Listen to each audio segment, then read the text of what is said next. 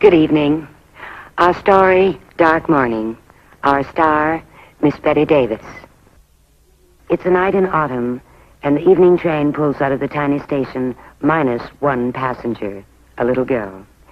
It's very cold, and the little girl knows it. The station master stares at her, and the taxi driver turns away. And there is Aunt Sarah. Drive you home, Miss Whitney? The hack's right here. No, thank you, Mr. Howell. Kid looks like anyone else, don't she? Not mean, though. She don't look like a mean kid. She'd have to be mean or something. You think she done it, eh? Well, you read the papers, didn't you? Who else done it if she didn't? Well, that thing sure hit me.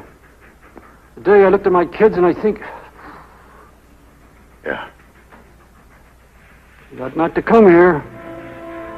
She ought not to come.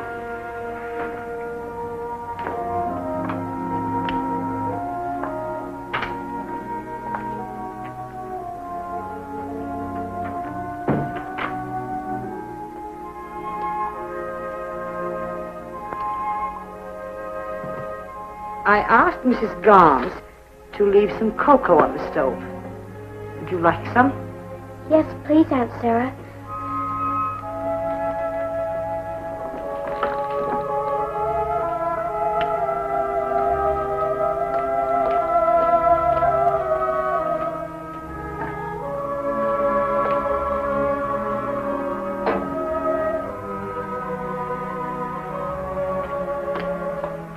Sit down, Whitney. Put your suitcase down.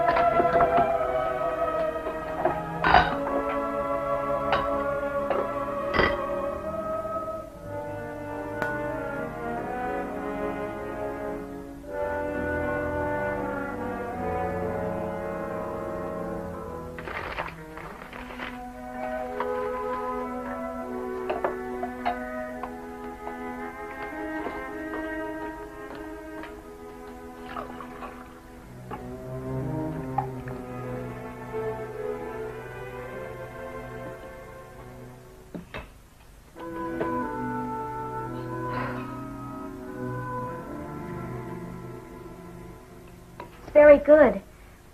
It's hot, at least.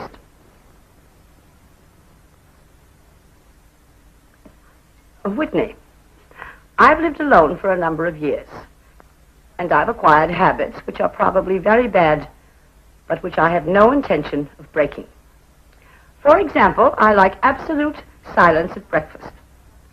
I like the bathroom kept spotless. I like to read at meals. Oh, so do I. In short, Whitney, I'm a school teacher without much experience of family life, but I'll do my best, and I hope you'll do yours. Yes, Aunt Sarah. I want you to be happy here.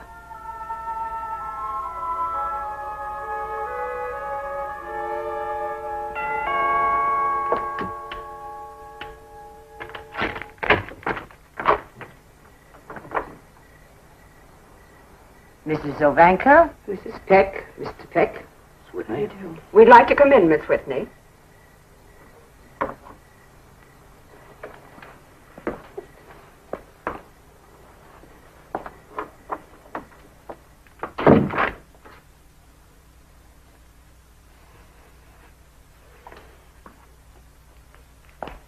Better keep your coats. The furnace fire's gone out.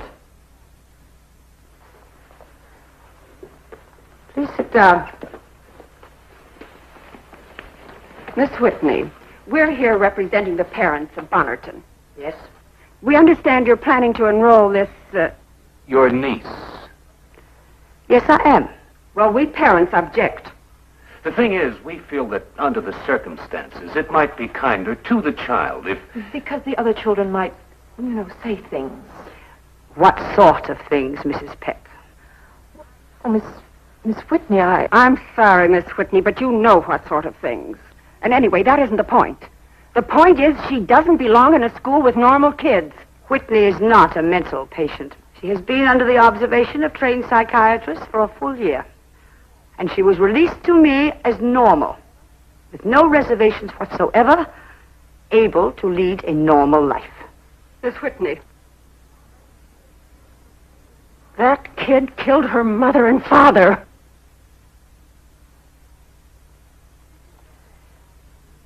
Mrs. Ovanka, that is a slanderous statement. What do you mean? It's the truth. No charges were ever brought against Whitney. She was never even tried, except in the newspapers and in the minds of the ignorant. What do you want, a house to fall on you? She was there. Nobody else was. Doors and windows locked. And the gun, the mother's gun. Lower your voice, please. She'll not go to school with my kid, I'll tell you that. Miss Whitney, it's just too tough. It's not just the other kids. It's the publicity. Very well. I'll give you my decision. Your decision? That's all right, Miss Whitney. That's all we came for.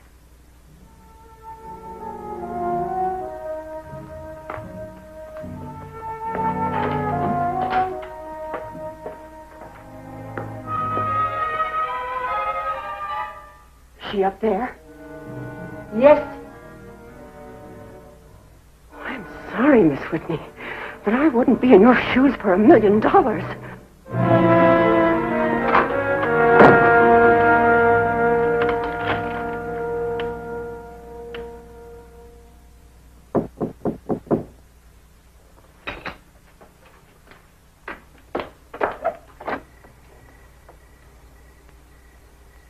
Good evening, Andrew.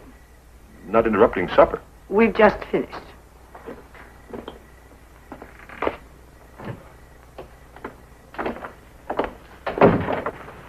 Whitney, this is Mr. Middleton, publisher of the Bonneton Record, my niece Whitney Craig.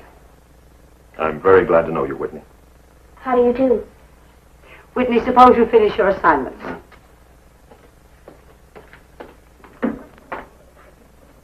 The cake looks good. You make it? No? Would you like some? Please. And coffee.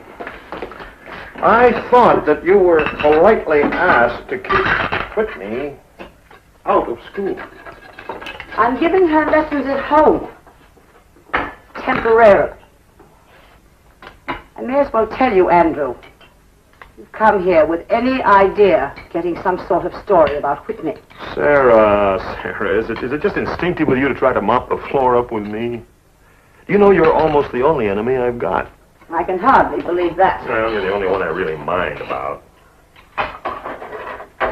And you have such great possibilities, and you waste them all in solitude and bitterness. Oh, can I help you with those? Presumably you didn't come here to help me wash the dishes. Sarah, who killed Whitney's parents? I have no idea. Why couldn't the police find a single lead? Somebody must have at least disliked them. I disliked them. Intensely. I can't say that I ever cottoned to your sister myself. Jane was Father's favorite. She was very like him, domineering and ruthless. I used to cringe in front of Father like a little whipped dog.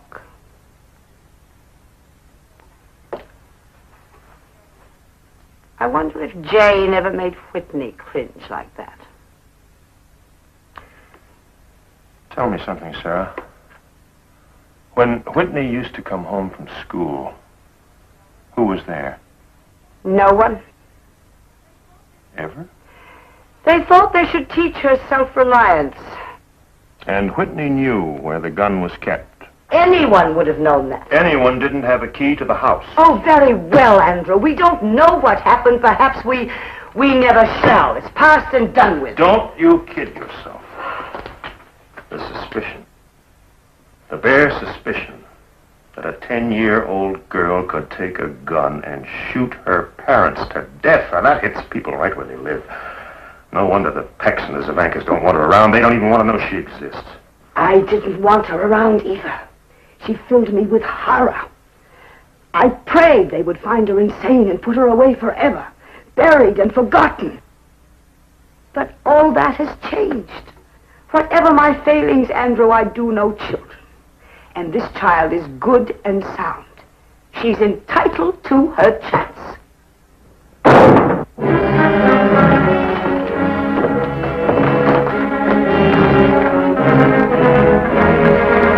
Andrew! Andrew!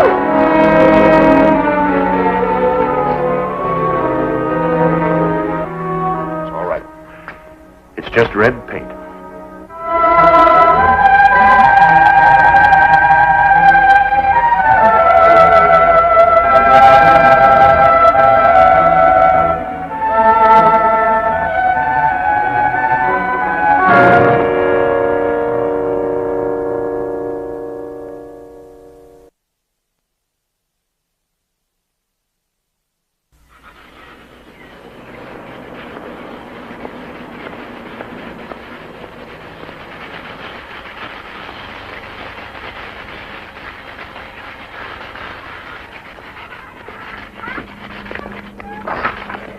Sarah, I took the liberty of getting the door Are those cleaned the up. boys responsible?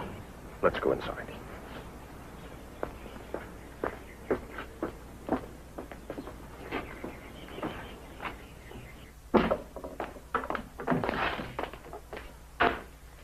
Those are the boys responsible, aren't they? The kid who carries the route for me was out collecting. He saw them, recognized the car. Who are their parents? I've spoken to their parents. It's not sufficient. Well, I think it is. Believe me, they're not proud of themselves. They've had it coming and going, yelling fathers, weeping mothers. Nevertheless, I intend to see they're properly punished. Sarah, you're not going to solve Whitney's problems by resorting to the rack and the thumbscrew. Love them that hate you and do good to them that despitefully use you. What's wrong with that? I'm afraid it is beyond me. Afraid nothing, you're proud of it. How many years is it you've hugged your grievance against me? I don't want to discuss that. No regrets, huh, Sarah? No soft second thoughts? After all, my offense was inspired by passion as much as by whiskey. Strange as it may seem, now I wanted you, and I thought that you wanted me, and for this I got my teeth kicked in. No mercy. Not one grain of mercy. Perfect, implacable, virginal self-righteousness. Is that enough for you, Sarah? Does it keep you warm at night? Andrew! When are you going to learn a little humility? You need it, old lady, how you need it. For your own sake and Whitney's.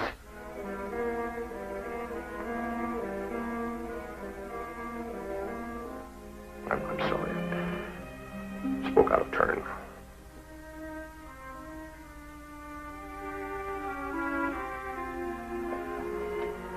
But here's what I mean. If you want any kind of acceptance for Whitney, you've got to loosen up a little. Compromise. What do you mean by compromise? Damn the child with half-truths. Partially innocent, only slightly guilty. I mean settle for what you can get. She's set apart. You can't change that. So teach her to live with it. I want her to know I believe in her. Sarah, don't you realize she may have done it? Happy birthday to you. Happy birthday, dear Sarah. Happy birthday to you. Whitney, how did you... Mr. Middleton told me. The cupcakes were Whitney's idea. Well, this is... It looks like a present there, too. Many happy returns of the day, Sarah.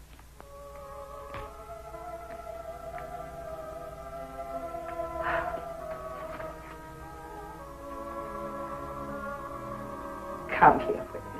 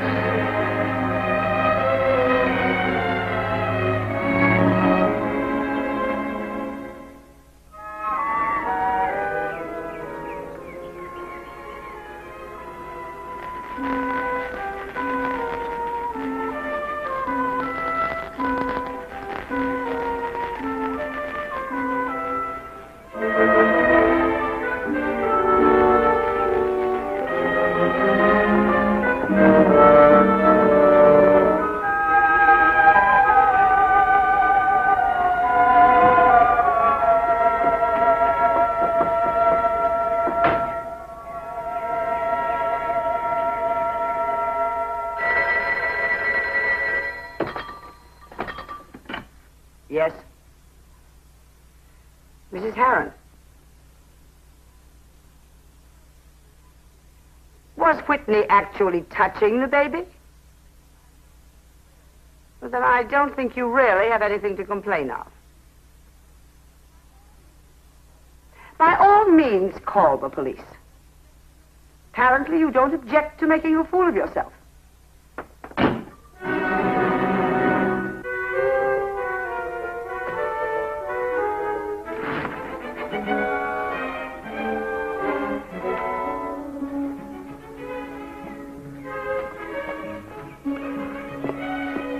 Whitney!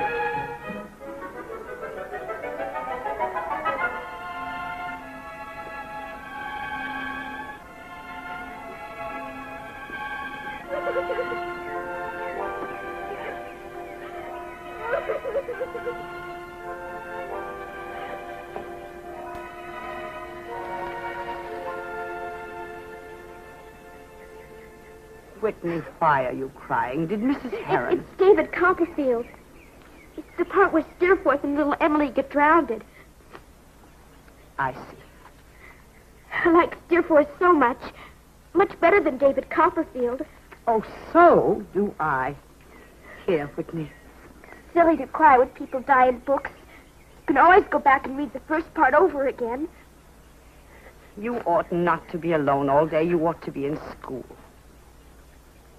I don't want to go to school. My dear child, you must get an education. You have a good mind, and you must learn to use it. I want to stay here. Whitney, you can't stay here always. You wouldn't want that. And I wouldn't want it for you.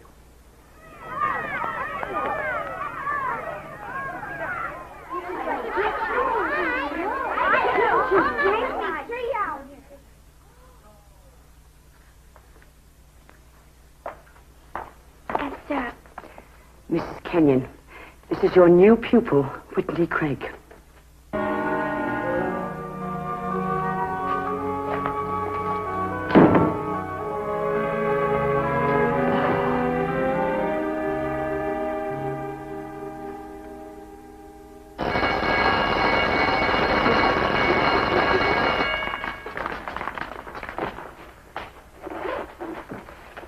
Miss Whitney.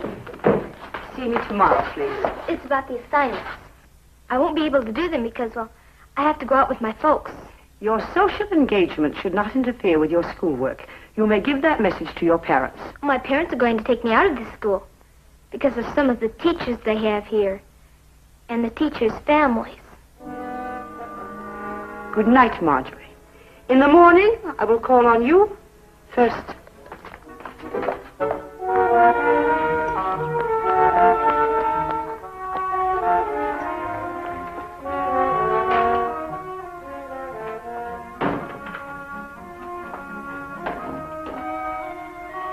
Whitney?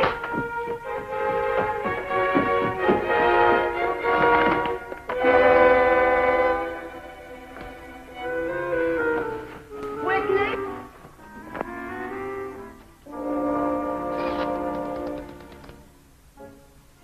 May I speak to Mr. Middleton, please? Well, when do you expect him back? This is Miss Whitney calling, Sarah Whitney.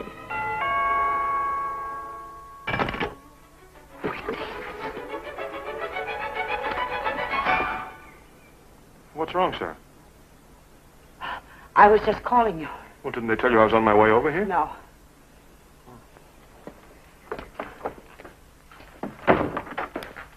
You're all right.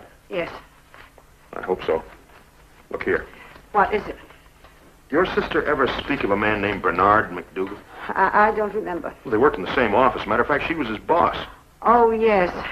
Yes, she called him Barney Google because I believe he wore very thick glasses. Andrew, Dateline, New York, today's date. Bernard F. McDougal, a sandy-haired, bespectacled bookkeeper, today was arrested and charged with murdering Mr. and Mrs. Malin Craig a year ago in their home in Bronxville. McDougal, who readily admitted the double shooting, so forth and so forth. Seems he took your sister's keys out of her purse at the office. He had them duplicated. And he just went out there and let himself in, and that was it. He says, if the little girl had waked up, I'd have killed her, too, and so forth. Co-workers of McDougal and the slain woman said she frequently ridiculed him and criticized his work. McDougal will undergo psychiatric tests to determine his sanity. Well, sir, it's over. Over. Oh, God, where is she? Whitney, she isn't here. I took her to school today. I left her in the 6th grade room. Mrs. Kenyon. After school, I didn't see her, so I came home, thinking she might be here. Why don't you call Mrs. Kenyon? Well, I did, naturally. She was in class until dismissal. Mrs. Kenyon said she sat all by herself and didn't talk to the others. Oh, Andrew, she was so frightened. If you'd only waited one more day. I know. I'm as humble as even you would wish me to be. Shall I tell you something? It wasn't courage that made me claim Whitney. It was pride. She was to justify me, to prove to myself, as well as to everyone else, what a rare, saintly, and superior person is Sarah Whitney. Oh, Andrew, find her. Find her.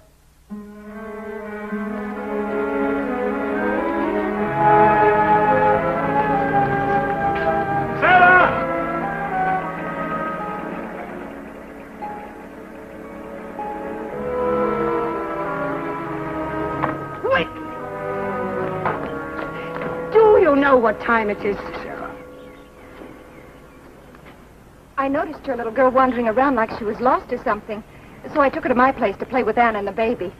Whitney should have telephoned. That's all right, Mrs. Crawford, and thank you for bringing Whitney on home. It was a real pleasure. Come again soon, Whitney. Mrs. Crawford, did you know about Whitney when you took her? Oh, we know all about that. Goodbye, Anna. Goodbye, Mrs. Crawford. See you at school tomorrow.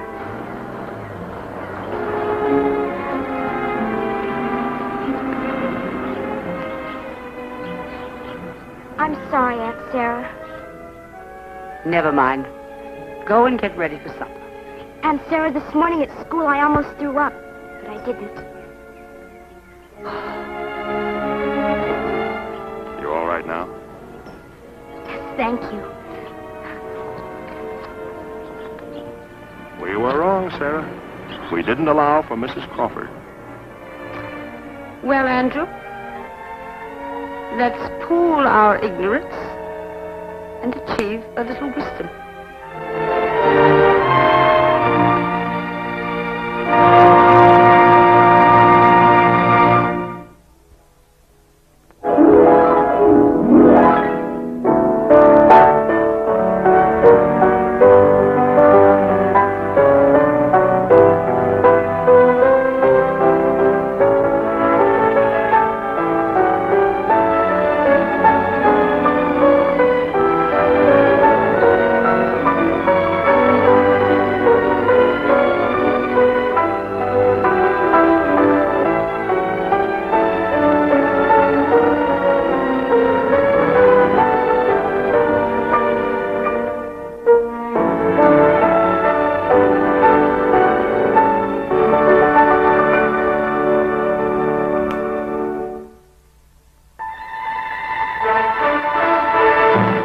Thrown by 4 Star.